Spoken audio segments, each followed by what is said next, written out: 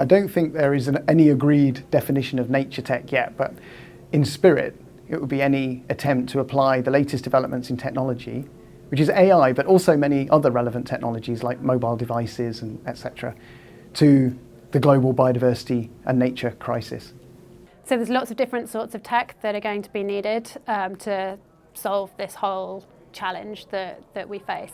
The aspect that we work on at Nature Metrics is in delivering really granular ground-based data at scale. And that data enables better decisions to be made on the ground for adaptive management so that we can really optimize the outcomes and making sure that the stuff that we're doing is working.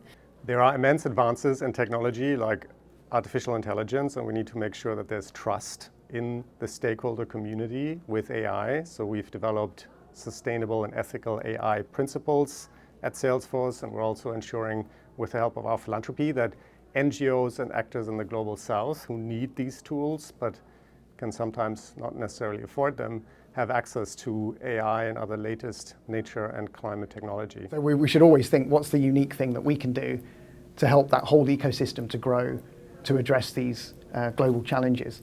There are a number of things. If we look at AI, for example, what we tend to think about, we could use AI to monitor nature much better than we ever could before. So Meta started with a corporate problem, actually. We have net zero targets as a company that are very hard to meet unless we heavily invest in what are called carbon offset programs. And in many cases, these include things like tree planting and reforestation around the world.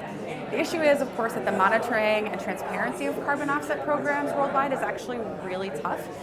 It's very hard to know whether or not trees that you paid to be planted are accurately planted and whether or not they're growing at a rate you intended.